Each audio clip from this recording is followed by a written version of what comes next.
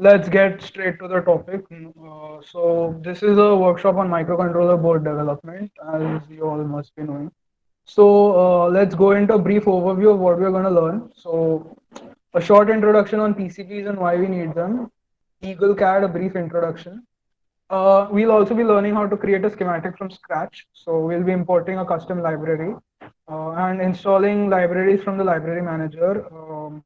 We'll also look at basic component placement guidelines, the importance of capacitors, custom size and shape of a board, and ordering a board from a PCB manufacturer. And we'll also be looking at some basics of SMD components. Okay, so and we'll also be looking at how to use Git version control system.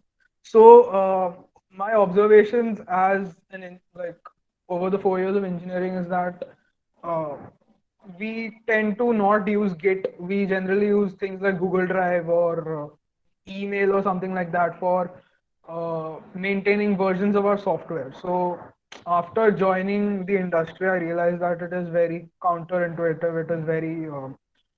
It is a very regressive practice of using Google Drive or all those softwares for storing or saving your files or something like that. Like I personally use Dropbox for my final year project, and once I realized how easy to use Git is, I realized that we've been doing it wrong since the beginning. So I won't be going into how and why. I'll just be showing a quick demo because, to be honest, Git version control is a totally different 2 or 3 hour workshop on its own.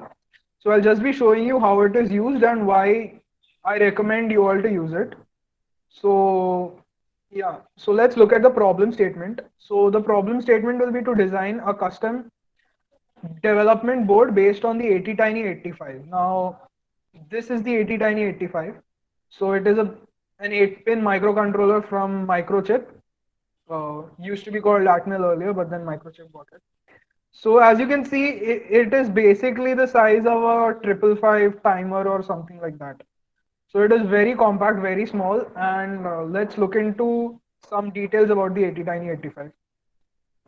So I'm aware that most of you, like a huge majority of you, are from the second year, and you might not be knowing about like the nitty-gritties of a controller or microcontroller. So I really can't go into a great depth right now because end of the day this isn't a microcontrollers workshop. So I'll just give you a brief summary of what these terms are. Program memory means the amount of like the size of the memory that we can store. So the ATtiny 85 can store an 8 KB memory. The CPU speed is, this is a term called MIPS or DMIPS, so it's 20, which is not very fast, but like there are some trade-offs, right? This is the end of the day a very tiny controller, so there are some limitations. SRAM is 512 bits. You have an EEPROM of 512 bits. You have two communication devices, that is the SPI and I2C. Um, so SPI and I2C are basically two protocols which you can use to interface with various electronic components like gyroscopes, accelerometers, temperature sensors, etc. Um, and you have five PWM channels. So if you know what PWM is, it's basically like it is used to give analog control to a digital um, output device. For example, an LED, suppose. So generally, LEDs are either on or off. But if I want to an LED to fade or have 50% brightness, then I use PWMs. If you don't understand the term, you can just note it down and like check out the data sheet or open some microcontroller book like Mazidi or something like that for reference because we can't really go into the depth of all these terms. Timer is, we have two 8-bit timers. So a timer basically keeps track of the time that is elapsing between an event or a set of events. So we have two 8-bit timers and one comparator. So this is the basic pinout of an ATtiny 8. So this is actually a family of three controllers, the 25, 45, and 85. The difference between all these three is basically the amount of program memory that we have. So ATtiny 85 has 8 kb, 45 has 4 kb, and 25 has 2 kb. Rest, they are all the same things. So as you can see, it's an 8-bit, 8-pin controller. You have the reset pin. You have a couple of ADC pins. Actually, one, two, three, four ADC. Uh, so this is just a reference to uh, compare this board with an Arduino. So an Arduino is a 32-pin controller. Um, yeah, 32 pin. So an Arduino is much bigger, much powerful than this. So the question arises that why would we want to make a board on an ATtiny, right? So first of all, like most of our college projects, they aren't very like max to max. I've seen college projects with maybe one or two inputs and one or two outputs. So in that case, using a 32 pin controller or the controller that is as powerful as the Arduino is, it is kind of an overkill. It's like lifting your shopping bags with a bulldozer, basically. So, and also what happens is if you have something that is more powerful. So this DMIPS parameter that you see here, the CPU speed parameter. So the higher this value is, the more power your controller will consume. Okay. So if you have a DMIP speed of say 100 or 200, it will consume almost that many times more power than this DMIPS which has of 20. So if you don't need that much processing power, you might as well use a smaller DMIPS and save battery, like save power consumption or something like that. So if you have something that you want to last for a very long time, like say a temperature monitor or something like that, that needs to be compact, very small, compact, and that can last a very long time. So that is when people prefer to use an ATtiny over an Arduino. So that is about why we've chosen the Arduino. And one more reason is that the ATtiny is pretty compact and it is easier for beginners to get their hands dirty on compared to the Arduino Uno. Matlab, the Atmel 328P, which is the controller for the Arduino. So next we'll be looking at a basic project life cycle. So if you have been doing projects in college, you'll generally see that they start off with some kind of a schematic like this. So this is just a general 555 kind of a schematic that I found online, not relevant to what our project is.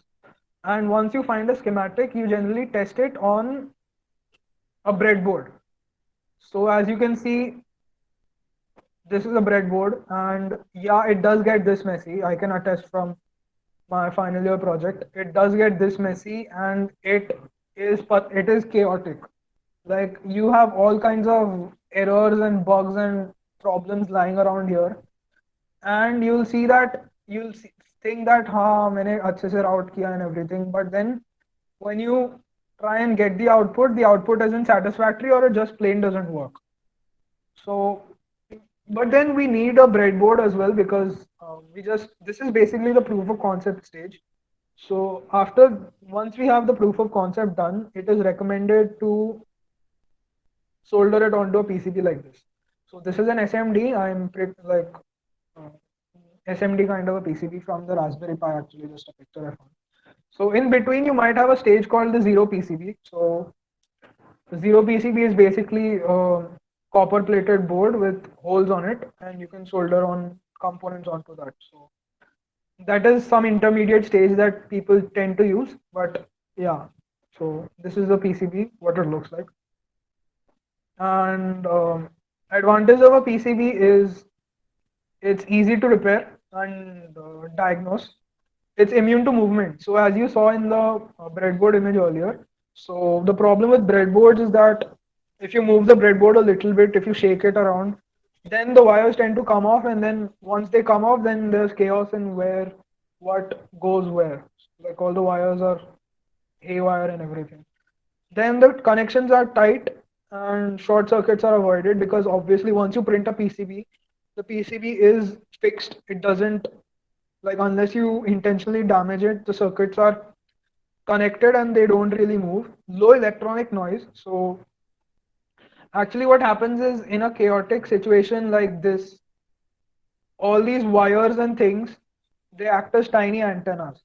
So what happens is if you have electronic devices or 50 hertz ground lines or something in the vicinity, these wires, these loops tend to like pick up those noises, and if your project is very sensitive, then you will see some big deviations in your output, which is not what we want.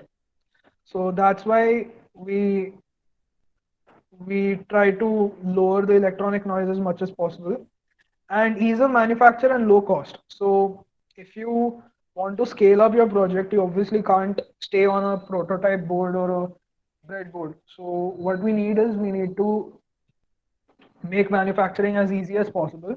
So uh, like all these big manufacturing plants like PCB Power and all those things, once you place an order, you can like print as many PCBs as you want, and the PCBs are actually really cheap. So if you order in bulk, they become very cheap, like in thousands or something. But obviously, for final year project, we don't need more than 10. But yeah, you can get a pretty big sized board for like 2000, 3000, I guess. So yeah, these are the advantages. And now we look into what a PCB actually looks like. So this is a double layer PCB. So if you have a single layer, then okay. So let's start with two layer. So on top you have a silk screen, which will have text, logos, and general notations or stuff. Then you have the solder mask, which is basically the green colored film that you must have seen on a PCB. Then you have a copper layer, which is the actual layer where all the routing and all happens. Then you have a substrate called the FR4 or the fiberglass, which is basically a kind of insulator or a dielectric to separate these two layers of copper. Then you have the bottom layer, the bottom solder mask for the green film, and then you have the bottom silk screen. So this is a dual layer. In industry, you have 4 layer, 6 layer, 8 layer. So in those layers, you have all these stacked up one on top of the other. So 8 layer means there are 8 layers of copper one on top of the other. So those are required for like extremely for places where we need extremely dense PCB layouts, but we need to save like space on the routing and everything. So in those cases, you won't have a lot of routing on top. You'll have routing in between the layers. So you can imagine 8 layer PCBs. So most of our mobiles and all, I think, will be 8 layered because mobiles are very electrically dense things. There are a lot of sensors and things that are um, inside. So you'll have 8 layers of PCB, one on top of copper layers, one on top of the other. A single layer PCB would just have this top silk screen, top solder mask, top copper, substrate, bottom solder mask, and bottom silk screen. So it won't have this second copper layer. But today we'll be making a dual layer PCB. So yeah. So in conclusion, why this workshop will help you is that PCB designing, proper PCB designing can help you reduce a lot of headaches, save time, and help you transform your project into a product. And why Eagle CAD? Well, Eagle is a free software and it has a good integration with Fusion 360. So if you don't know, Fusion 360 is basically like um, SolidWorks. If you've heard of SolidWorks, it enables you to make mechanical models of your screen.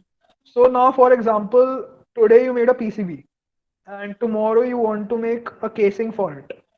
So what this integration will do is it will allow you to directly import your PCB that you have made on Eagle CAD and uh, directly import it into Fusion 360, which reduces the number of steps greatly, and it will help you uh, make your project like a project into actual product. Like you can make a casing for it and like do all those kinds of things that you can expect of mechanical softwares like SolidWorks.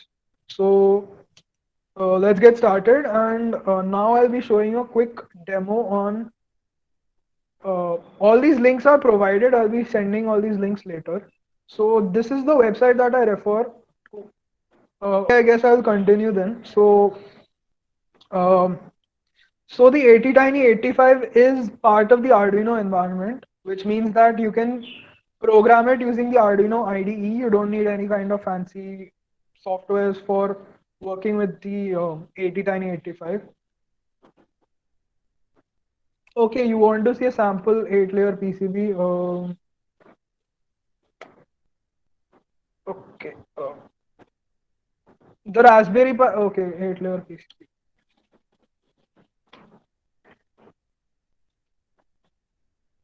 Most of all our PCB boards inside a computer are all 8 layers, so there's nothing special about 8-layer PCB. You can see an 8-layer PCB looks like this. This is actually 6 layer. This is 8 layer. So you can see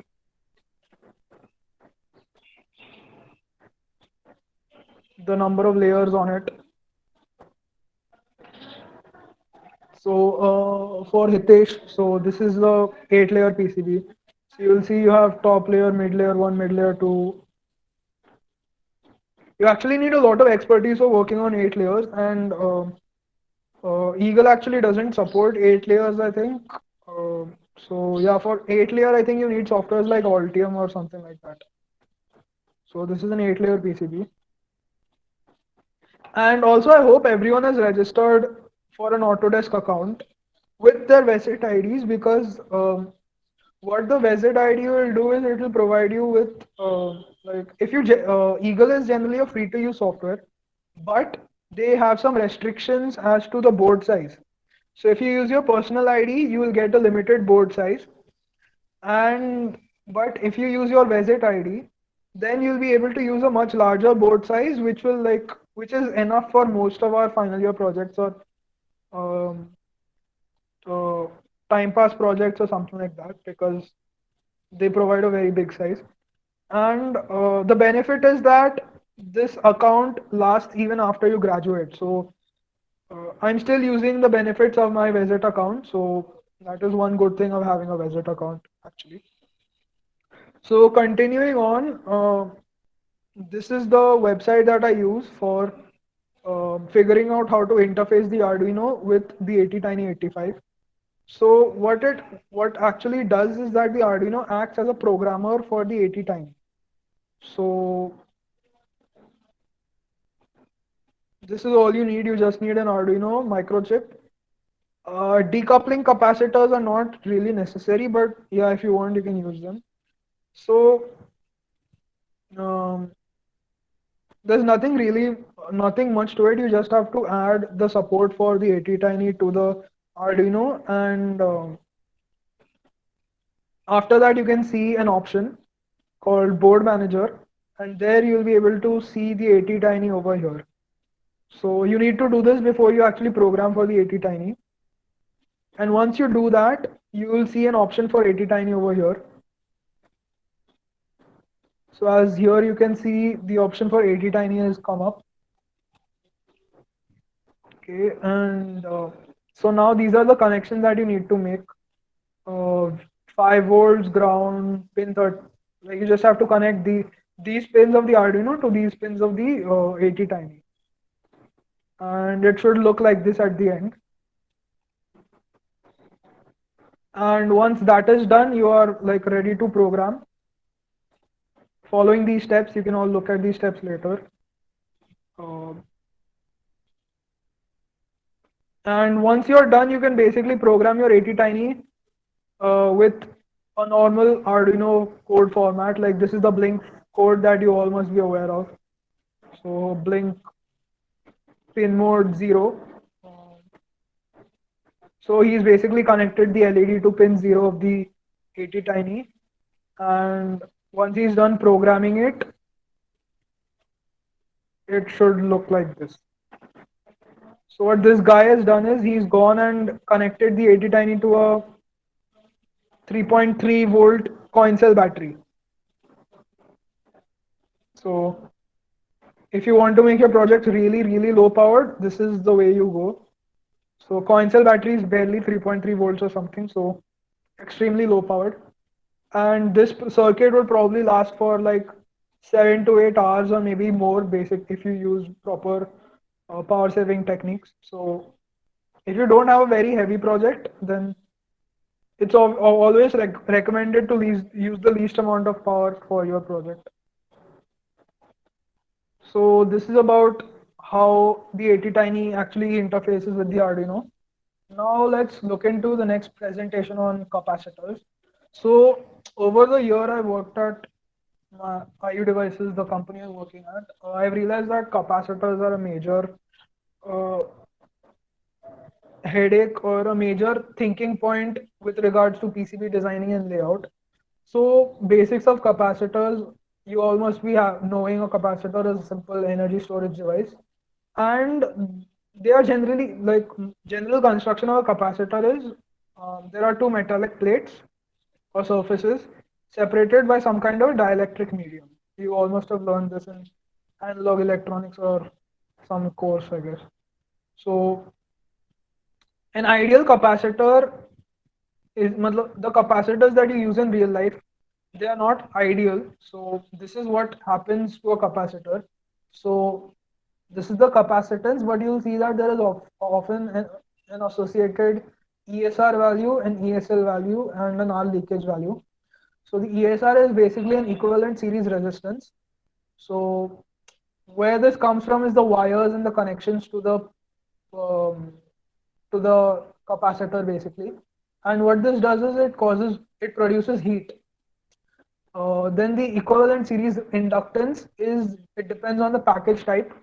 So if you are using SMD components, you will see that it depends on the package type, and it is lesser in surface mount. And the smaller surface mount device you have, the better. And you have a leakage resistance, which is dependent on the type of dielectric.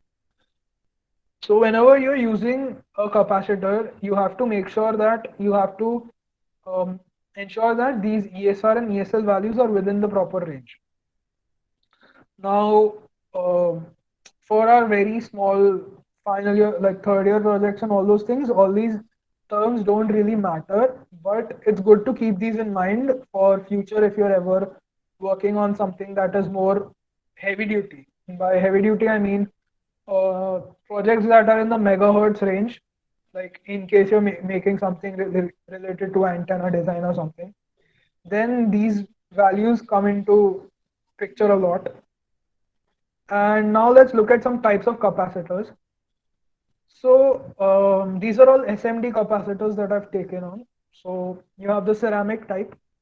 So ranges in picofarad to microfarad. ESR is low.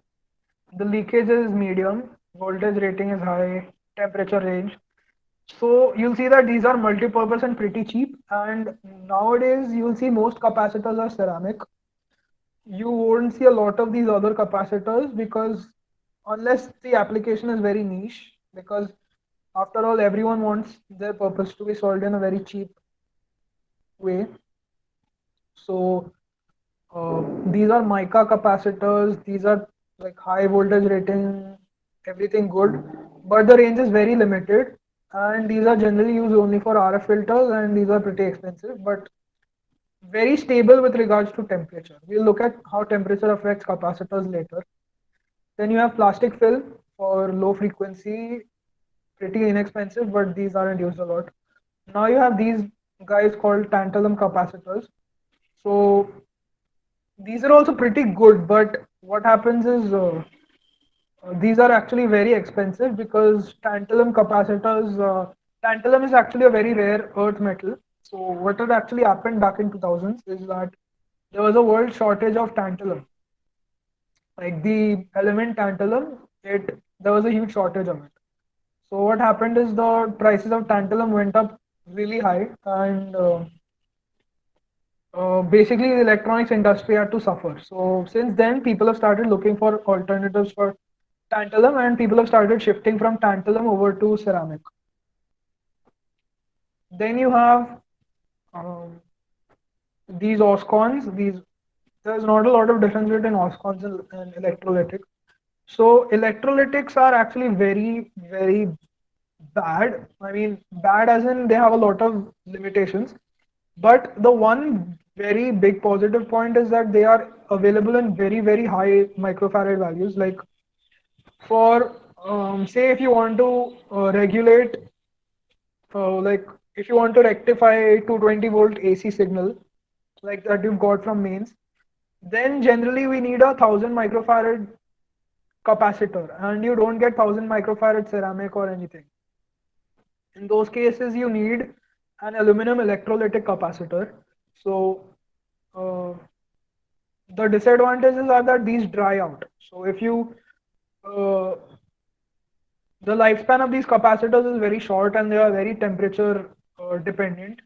Like what happens is if you have a PCB that you've been using for like 5 6 years, then what happens is that there's an aluminum solution inside these capacitors, and these dry out. So as they dry out, the capacitor performance starts degrading, and that is not good for if you want to make a product that is long, uh, that needs a long battery life or something like that. And the biggest thing is that these actually explode. So if you don't use them in proper working conditions, then these actually can explode. So that was types of capacitors, and now a little more theory into MLCCs, which is multi-layer chip capacitors, which is the ceramic capacitors that I was talking about earlier. They're also called MLCCs. So in ceramic capacitors, you have two classes basically. So you have class one and you have class two. So class one, the difference between class one and class two is the kind of dielectric that we use. So in class one, the dielectrics are they are not temperature dependent. So what happens is if you measure the capacitance at 10 degrees and you measure the capacitance at 70 degrees or minus 20 degrees, the capacitance will remain the same. But if you do the same for ceramic class 2 capacitors, then you'll see that the capacitance varies over a large range of temperature. But the disadvantage for class 1 capacitor is that they are very expensive and you don't get them in a very large range of values. Like you'll only get them in nanofarads or picofarads. You won't get class 1 capacitors in say 1 microfarad or 10 microfarads range, which is generally the range that we need. So this is the ceramic capacitor. They look like this. You have a combination of three letters X5, X7, and you have a letter symbol. I'll get into like you can check out these types of capacitors later. Then you'll also see that the package varies with the ESL. So the smaller the package, the smaller the ESL. But the problem is smaller packages are hard to solder manually. Then you have these values. I actually won't get into too much detail about these charts. You can check them out later. The links of all the PDFs will be shared after this presentation. And DC bias chart. So what DC bias actually means is that if you apply a bias voltage across the capacitor, the capacitance actually changes.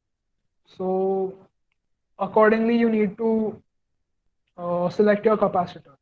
So that is all about the theory of the topic. So let's actually get into the practicals. So I expect everyone has installed Eagle,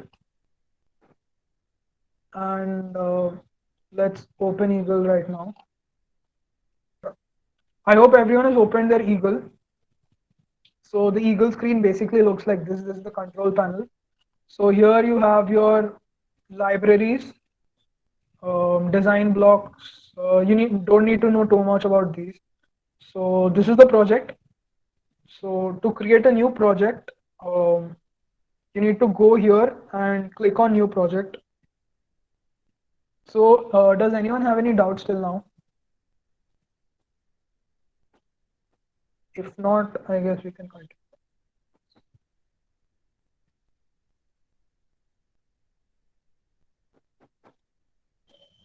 Okay, so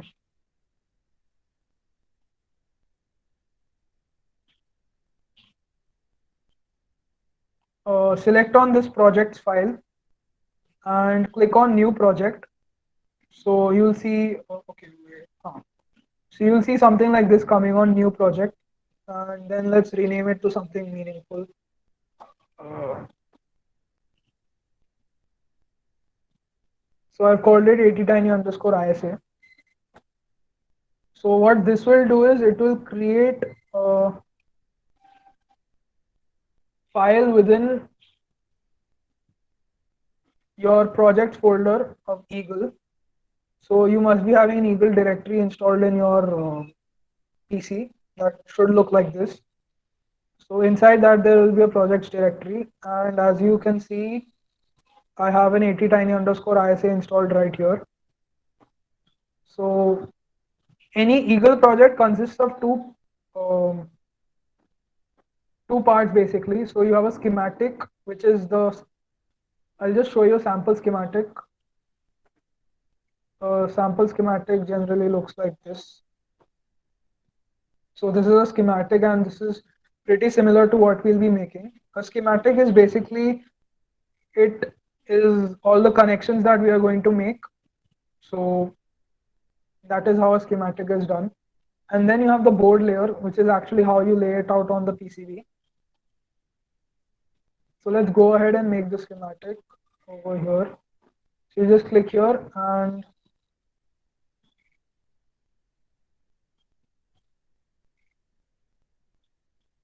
click on new schematic. So that should open something like this. Uh, your screen might be white, so that is your personal choice. Or default settings are white, I guess. So once your Eagle schematics have opened, I assume everyone has installed that library for the 80tiny that the ISA team has shared with you all. So, okay, I'll just give you a brief overview of what all these toolbars are. So, Eagle actually has a pretty good integration with Spice. So, you can actually uh, integrate your LT Spice or something with your Eagle model. Then, these are all the tools that we'll be using to create the schematic today. So, for this is the most important one called add part. I hope you can all see it's on the left, so it's called add part. And if you click on it, then you'll be seeing something like this coming on. So this is the list of all the libraries that we have installed. Or generally, these are all pre-installed. Most of them are pre-installed. So we'll be using all the like some of these for our project today. So we also have something called a library manager. So I want you all to open that and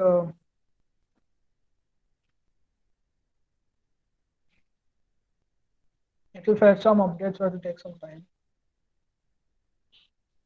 So once that is done, you will see all the designs that are like all the libraries that are in design right now.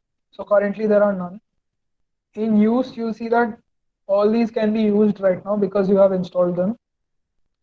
And all these libraries are available, which means that you haven't installed them, but you can use them. So what I want you all to ensure is that this library, which is the HHN 80tiny254585, you all have to select that and click use if you haven't already. So what that will do is that will push your library from the available section to the in use section. And similarly, I just want all of you to just search here. So ensure that only show local libraries is not selected, and search your Spark. So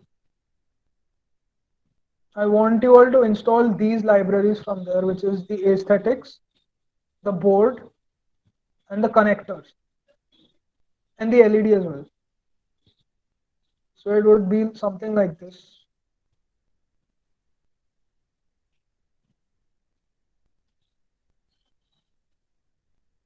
So here I'll search for SparkFun. and I'll select these libraries that I want: the aesthetic, uh, board, power symbols, LED, switches as well.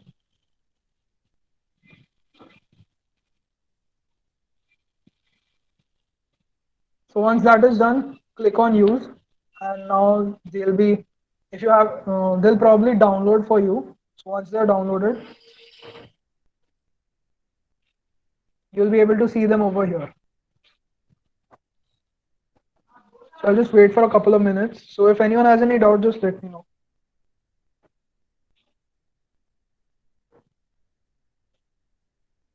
So why we need these libraries? SparkFun is actually a very good company, a pretty big company in electronics. So they've made a lot of very easy to use libraries. So you have a lot of alternatives in here, but I find them pretty hard to use. So I prefer using the SparkFun components. If you want, you can go and install all of them. It doesn't take a lot of time.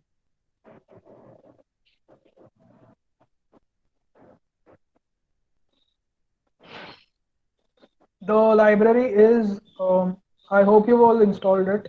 It's called the ATtiny 852545.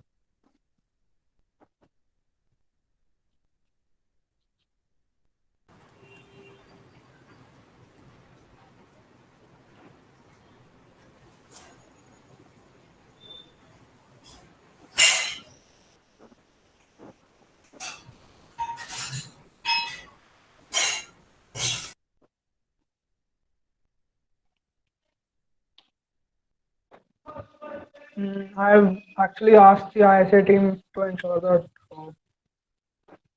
uh, all this 80 tiny library is installed. So just do it right now.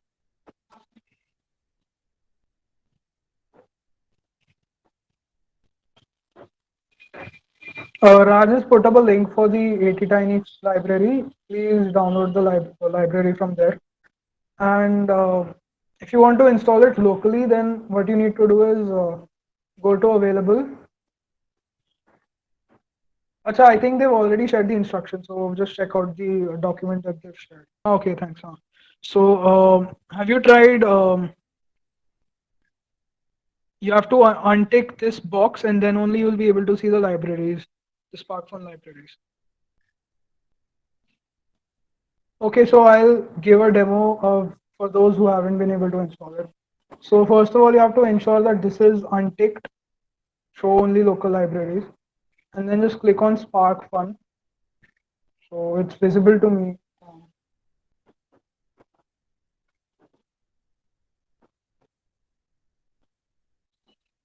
And then all you need to do is just click on the respective aesthetics board LED,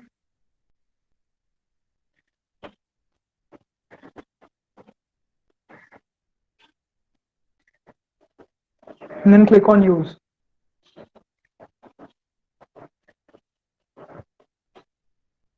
We can manage without the SparkFun libraries. No, Is everyone able to see the 80 tiny library? no.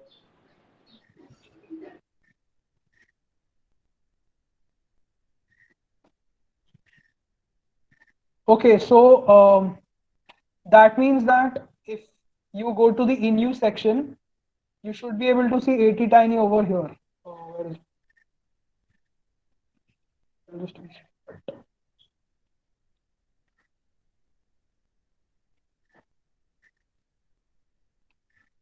So you should be able to see the 80 tiny board over here in your uh, in use section, like I can.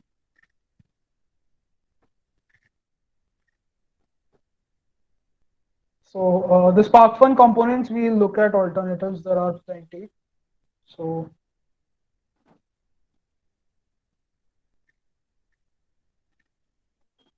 since the 80 tiny component is installed, I think that is all we need for.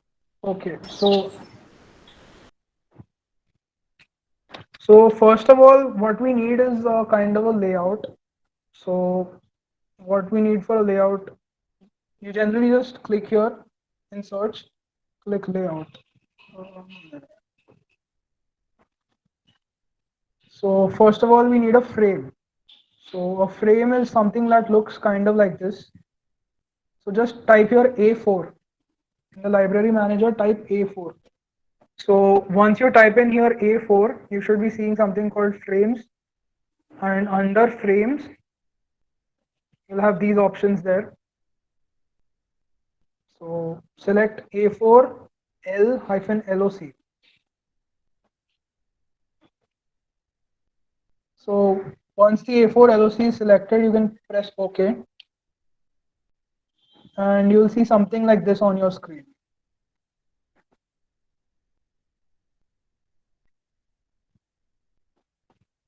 And what you can do is place it on the arrow. You don't need to, but yeah, you can. This plus arrow that you see, you can just place it over there. And now once you've clicked once, you can press escape.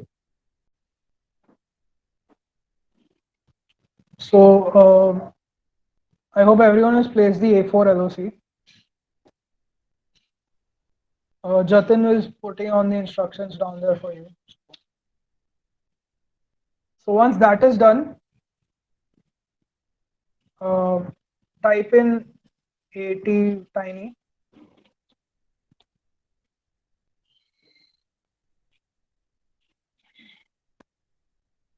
Okay.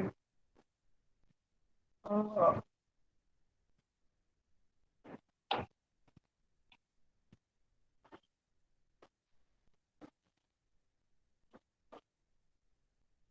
to those who are not getting the A4, can you just type in frame and see what you're getting?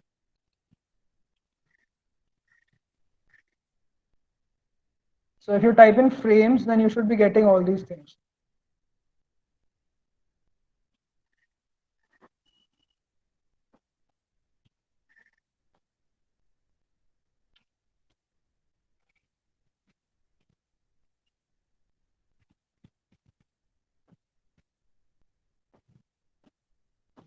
Okay, so Rahul has put in a suggestion that you need to add frames from the library manager. So yeah, I guess that will work.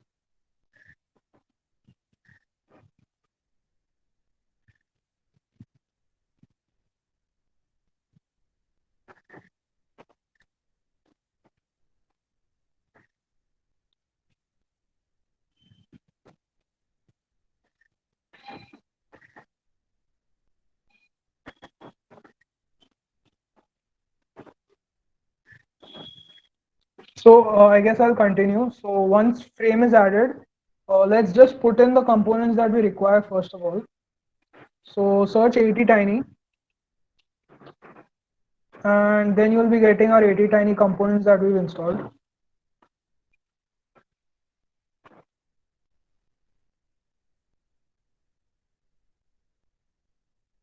So actually the frames is a default component. It is pre-installed with Eagle, so you should be getting it. Jatin, just assist the uh, participants. So once you type in ATtiny, you'll be getting these three options. So ATtiny 25, 45, and 85. So just select ATtiny 85, comma hyphen P.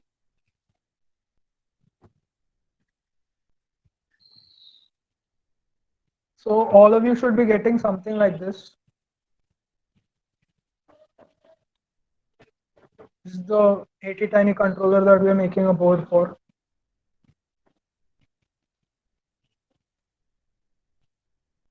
So once that is done, let's just place it over here. Just click it and it will be placed wherever you want. Now let's escape. Now next, type in 78 star.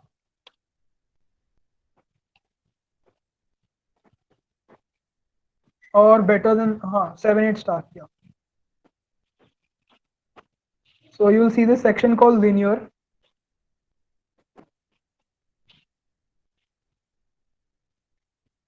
And under linear, you will have numerous packages available. So what we want is 7805 TV. Actually, if you directly search 7805 TV, that will also work. So if you haven't worked with the 7805, the 7805 is a voltage regulator. So what it means is that you give it an input voltage and the output voltage is whatever is the last two digits. So the last two digits is 05. That means you'll be getting a 5 volt output. If the last two digits is 1, 2, then you'll be getting a 12 volt output. So this is a positive voltage regulator, which means that you will be getting plus 5 volts. There is a totally different family called 7905 that gives you negative voltage.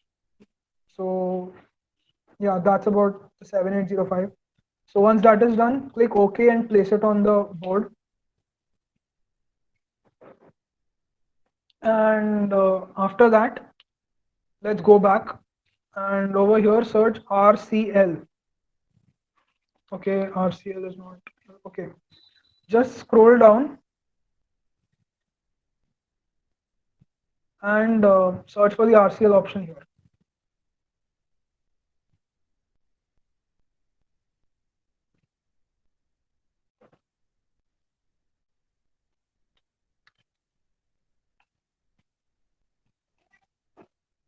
It's all alphabetically arranged, so just go down and select RCL.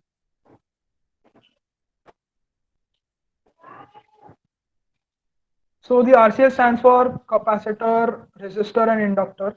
So this is the most widely used library that we'll be using for Eagle.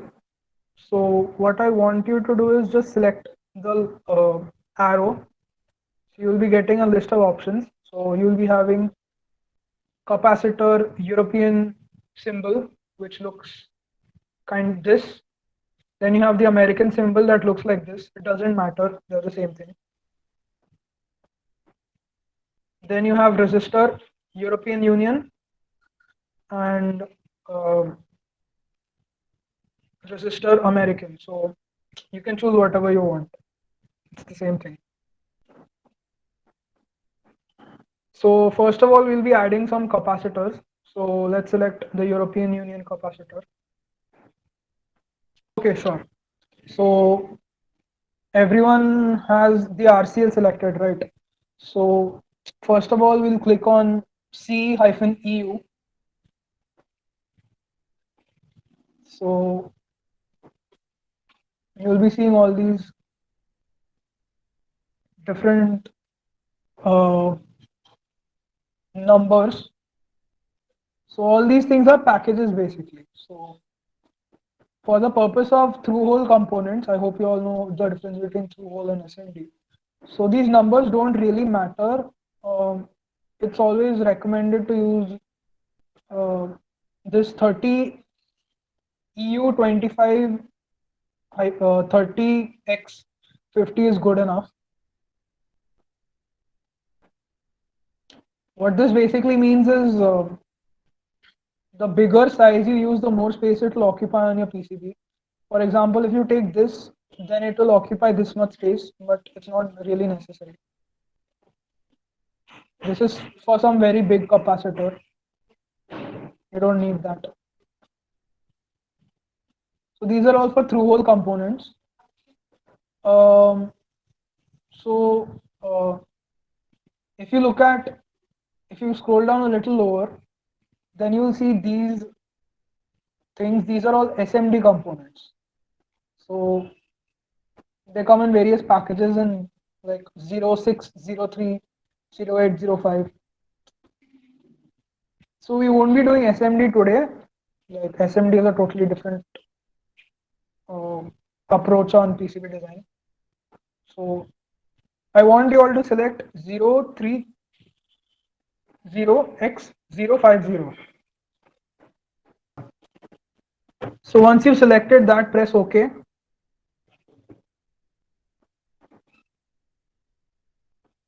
And since we'll be using capacitors a lot, you can just paste it 4 times, I guess. That's enough.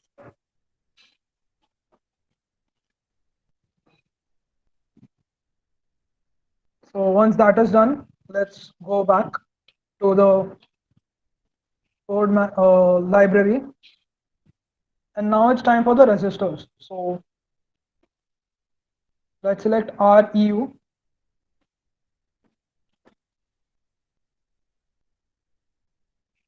And once we go there, you'll see similar different resistor sizings and stuff.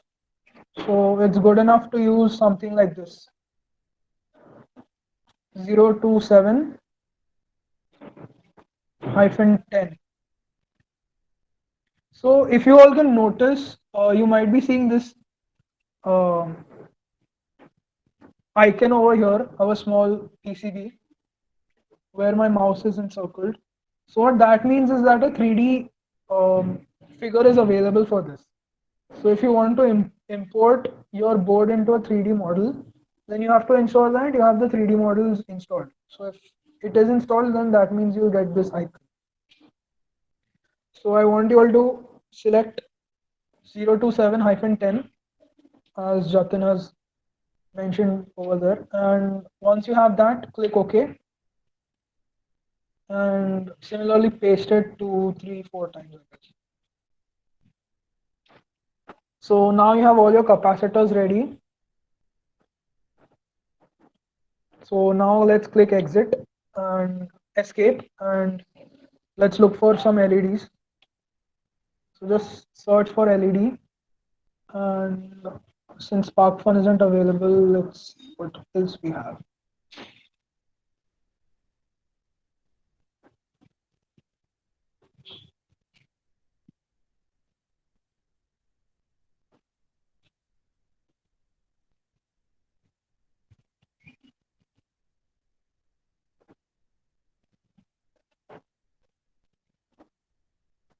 Yeah. So what you need to do is search for LED, small LED, or wait.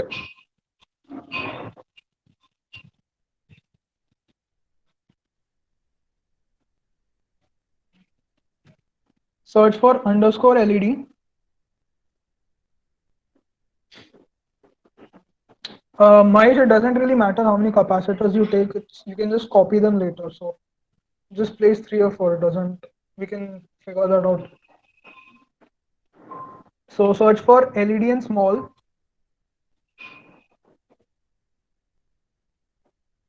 and under that you'll have this option, LED and caps.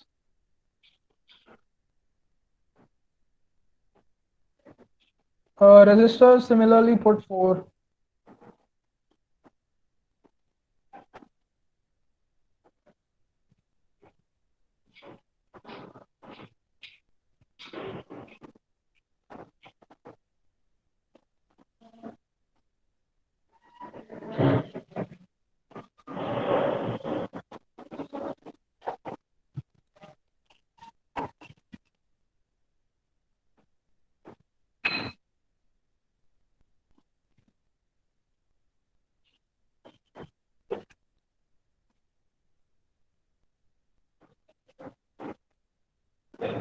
You won't find RCL. You have to scroll down and look for it like this.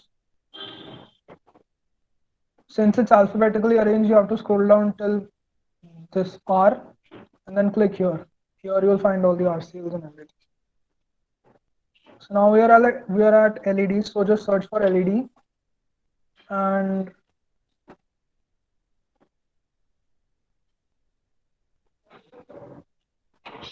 here you'll find this option called LED. And under LED we have LED and caps.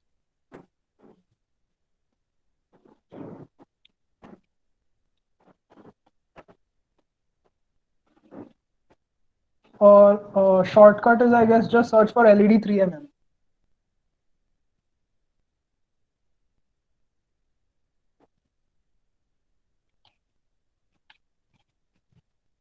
So this is a 3 mm LED. If you want a 5 mm LED, then just search for LED 5 mm.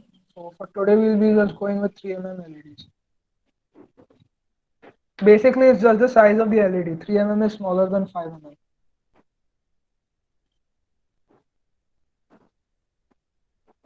And once you do that, similarly place it twice.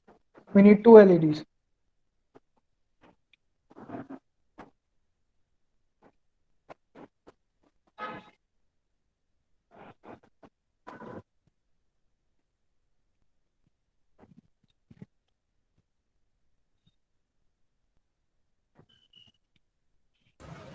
Souvik, the participants are requesting for wait for like 2 or 3 minutes Yeah, until they sure, add sure. all the components.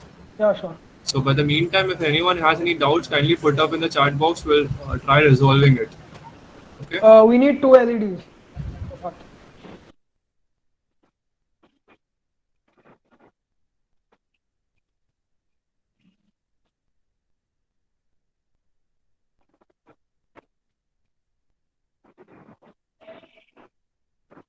You all can continue. I'm actually looking for an alternative to one of the SparkFun libraries that I prefer to use. Just see if there's an alternative over here. There should be.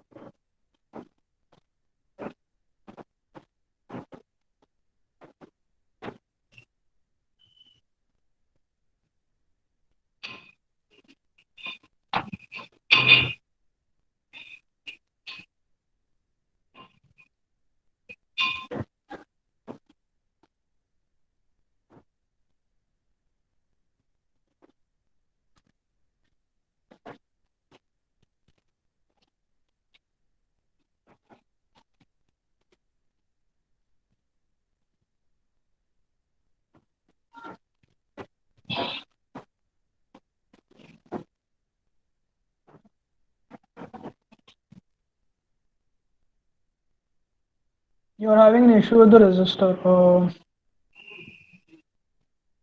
Yeah, 0207 slash 10, not hyphen slash.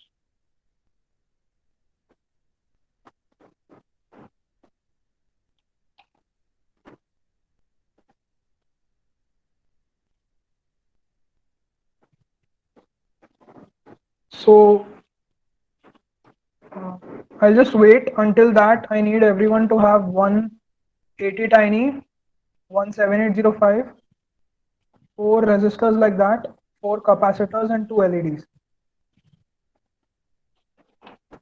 Until that time, I'll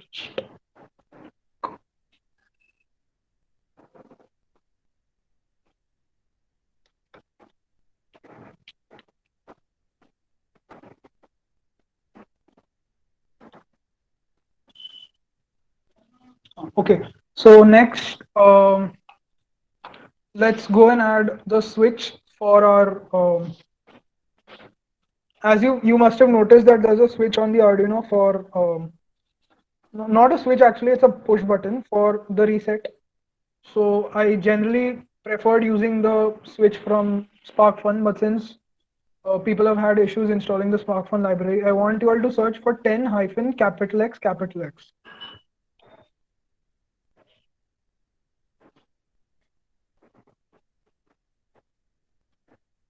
So you should all be seeing something called switch Omron like this.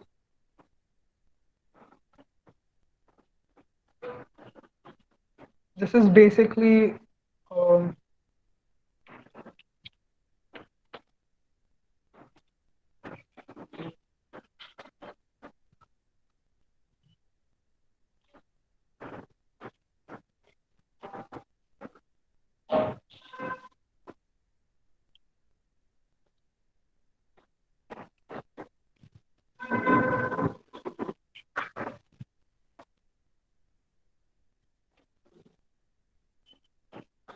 something that looks like this. So this is a single pole, single throw switch. So there is only one connection that is broken by this. If you don't know the theory of SPST, it doesn't matter. So once you do that, click OK and place one switch over here.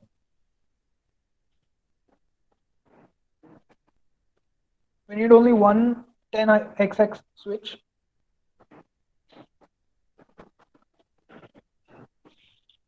And after that, okay.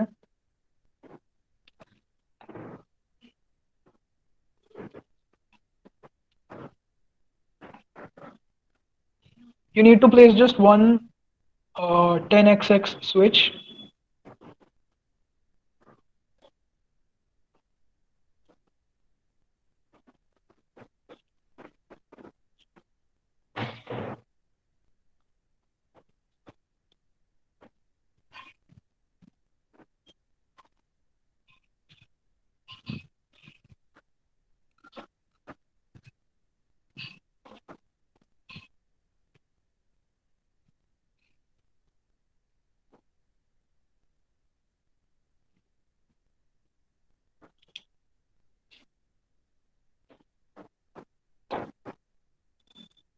Okay, so once you have placed your switch, so now let's go to the power jack.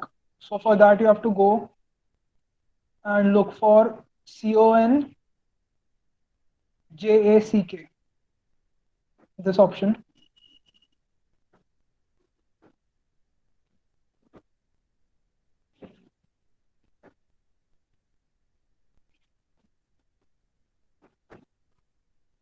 Under CON jack,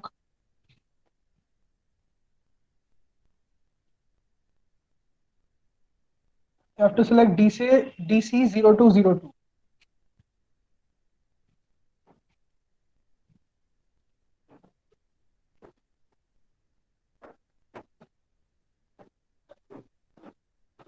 Yeah. So once that is done, you need one power jack. Just place it somewhere here. That's good enough.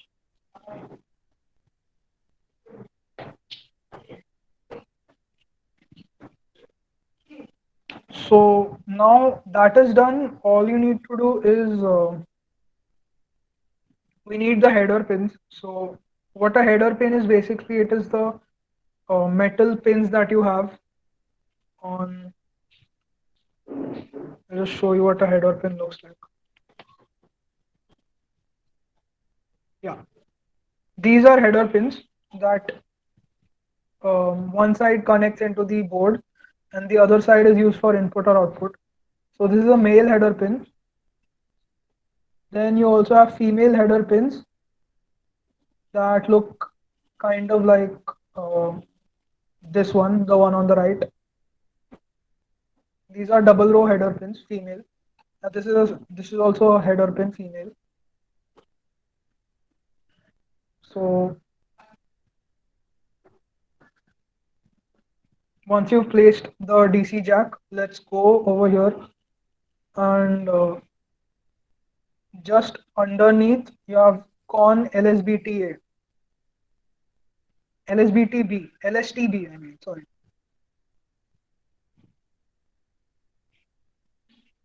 LSTB. Yeah. So here you can see MA03. So 3 means there will be 3 header pins like this, and then -1 means single row, -2 means double row. So what we'll be needing is we'll be needing 16061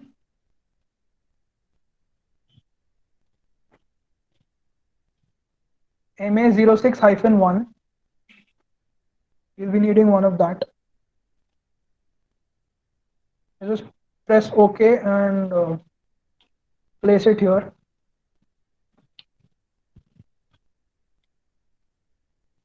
Now go back and yeah, the reason why I prefer using the SparkFun libraries is I was actually planning to use a 2 header pin, but it's not available here. So I guess we'll have to suffice with. mm, Okay, we'll just go with a three header pin.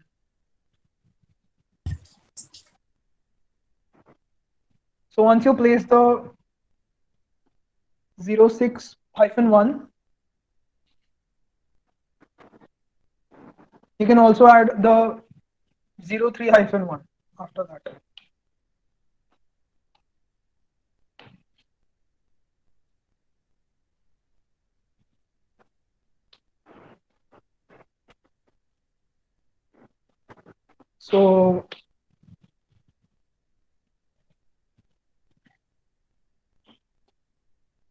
So once that is done, I think that is our schematic completely. So what you should be having is you should have one power jack over here, DCJ0202. You should be having one 7805, around four resistors. If you don't have four, it doesn't matter. We can add later. You should be having around three capacitors, two LEDs, one 80 tiny 85, obviously, one switch, and one MA06-1 header, one MA03-1 header. So once everyone is done with that, just press OK or done or something. Move the whole frame means what? I didn't get you. You can use your mouse if you have a mouse. You can use the scroll bar to like the scroll to move inwards or outwards if that's what you mean. And if you want to like zoom into the whole screen, like suppose you've lost your screen somehow, like I've zoomed out too much, you can press this button called zoom to fit. It's over here. So once you press that, your screen will appear. So if someone is just zoomed out too much or something, they can't find their layout, just press on zoom to fit and it will be back.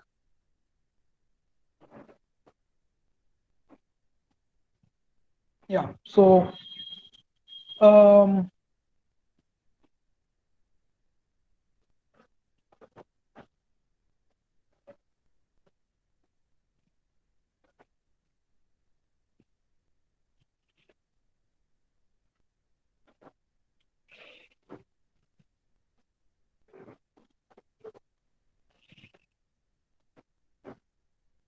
so I guess we can take a break right now.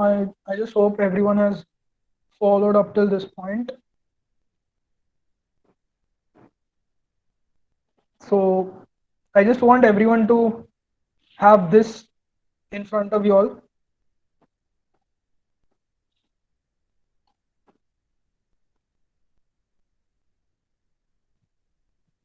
Okay, if anyone has a doubt how to delete an um,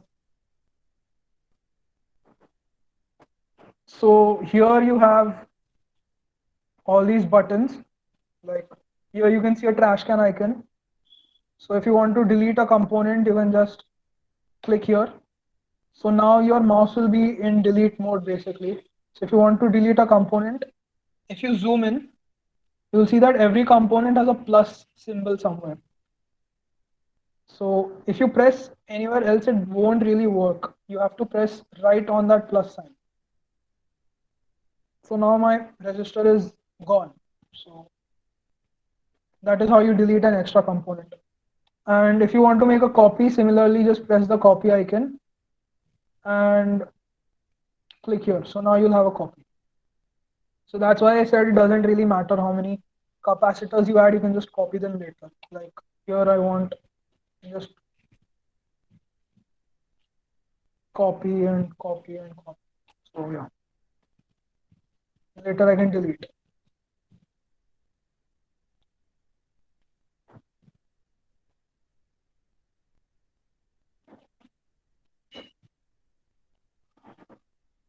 Okay, if you want to move the component, similarly, there's a move button over here. Um, so you just Press that. It looks like a diamond shape something, I don't know. So you just press that and now your mouse is on move mode. So similarly, just press on that plus in between the symbols and now you can move your components around. So you'll be doing a lot of moving in the next component. Okay, linear under 7. Okay, just one second.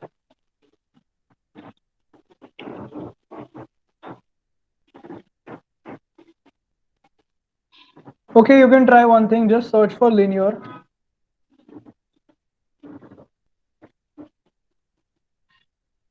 or rather, just search for 78 star. That is better. Or search for 7805 TV. It's not showing, sir. Okay. Are you sure you're in the add part section? Yes, sir. Okay. Like it's showing no map करके in Can you dialog share box. your screen once? Can you share your screen? Wait. I'll just turn mine off.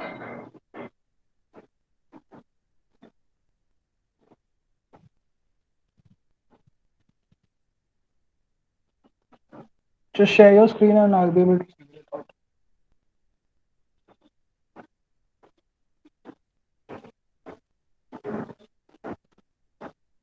Okay, I can see your screen.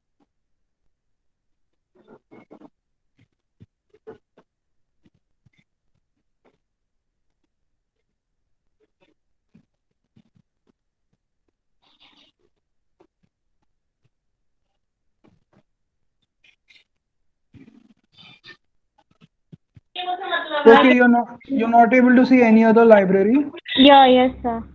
Okay. Just remove 7805 from the search bar. Now press enter.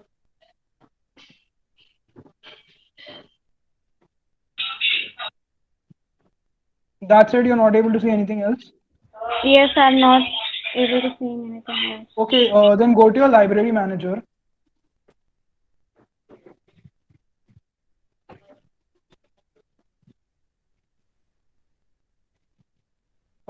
Go to available and here just scroll down. Scroll down till linear. Linear. So it probably means your libraries weren't installed for whatever reason. So scroll down till linear. Yeah, there's one linear. Yeah. Okay, radio So device. yeah. Click on that and select use.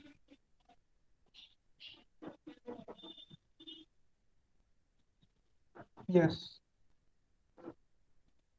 So now it's downloading the library. So once it's done,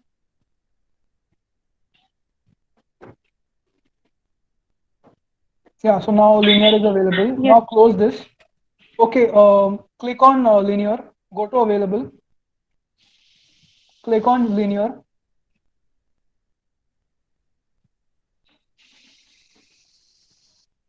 Ah, scroll down. Scroll down to linear again. Okay, now it's gone. But linear is there.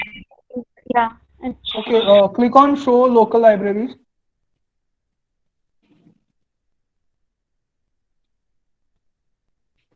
Okay, it's gone. Okay, now click on in use. Okay, linear is here. Okay, great. Now exit from this menu.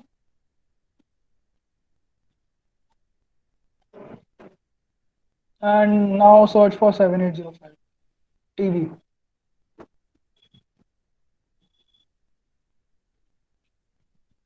Should be there. Yes. It's Yeah. So basically that means that, okay, some libraries aren't installed. So now you can select that and place it on your screen.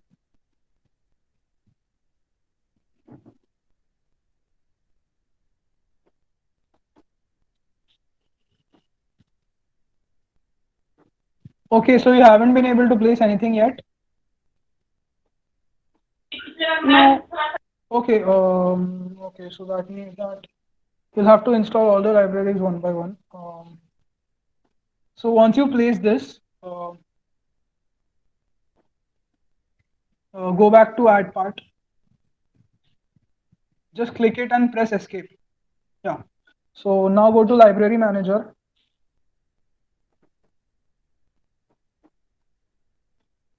Yeah, library manager.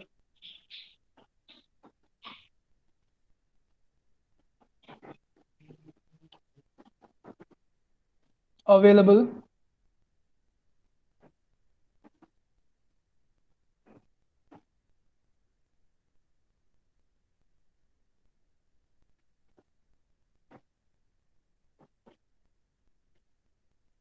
Now I'll just send you a list of libraries that you need to install. Just install it. Um, RCL con hyphen JC con hyphen LSTB.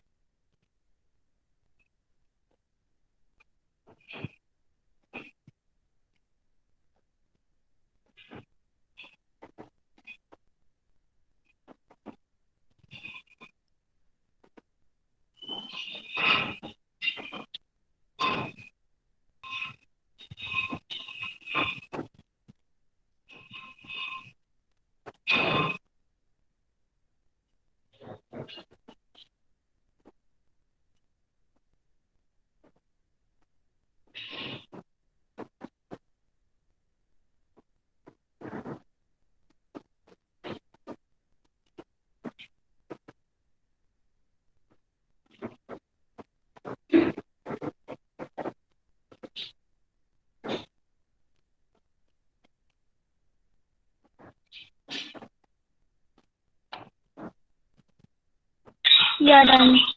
RCL is done. Now install CONJACK.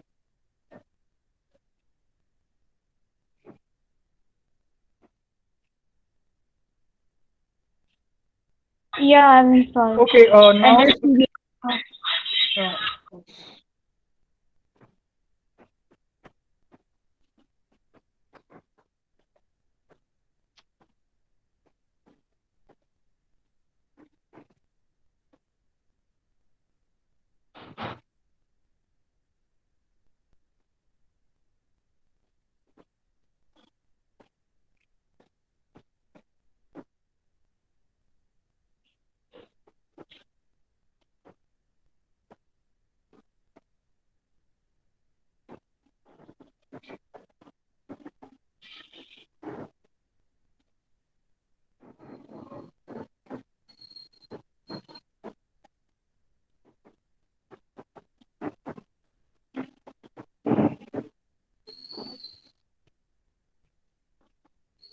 okay, so now I think you'll be able to see all Done. the yeah. So try adding all the components now. I think you should be able to do it.